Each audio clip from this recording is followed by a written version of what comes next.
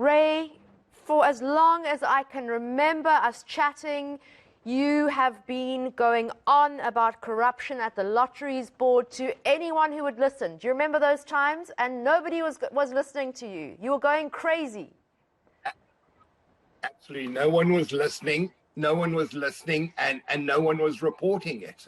It was just me and GroundUp, and it kind of opened up the National Lotteries Commission with saying, well, we've got a vendetta because no one else is. Yes, I do feel vindicated. But I think it's more than that I feel. I mean, finally we are seeing action in what has been a huge looting of the South African lottery. Well, I'd say well over $1 billion, maybe close to 2. Ray, I mean, yes, of course you feel vindicated, and I'm teasing you a little bit, but I mean, the real losers here have been the old age homes, the rape crisis, all those NGOs that desperately needed lotto funding and just didn't get it because of a supposed shortage of funds. Those are the losers, and that's what makes us all so sad. Well, absolutely, you know. So there were two things happening. If you had a friend in the lottery business, it was quite easy to get tens of millions of rands in lottery funding.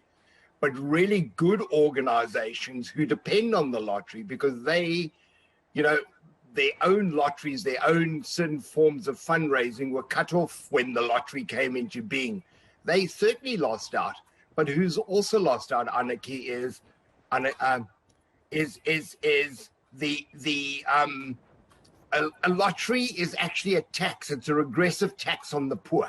It's one way of taxing the poor, you know, and they were getting ripped off twice. So they are the biggest buyers of lottery tickets, you know, chasing the dream of getting out of poverty, you know, and so they were paying for lottery tickets, but money wasn't filtering back. Hundreds and hundreds and hundreds of millions of rands were being ripped off. That, you know, the lottery could be a really, really powerful force for change in South Africa. And I hope that now that this is coming out and there's finally action, that the lottery will be knocked into shape and it can do what it is meant to do.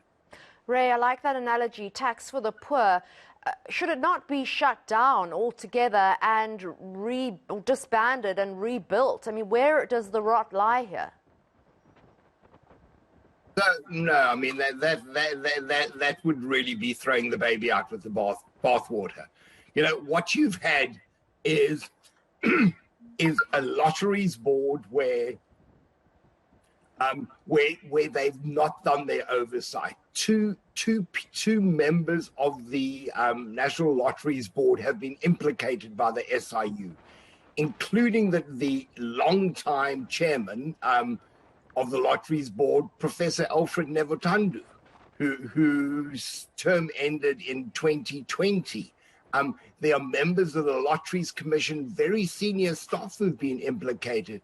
No, I think a clean out of the board, of the staff, holding people accountable and putting honest people in place who stick to what the mandate is and don't enrich themselves and their families, but to actually disband and do away with the lottery and start again would be counterproductive. Well done, in my opinion. And we value your opinion because you've stayed on the job and you fought very hard for this expose. So well done to you, Raymond Joseph, GroundUp's investigative journalist.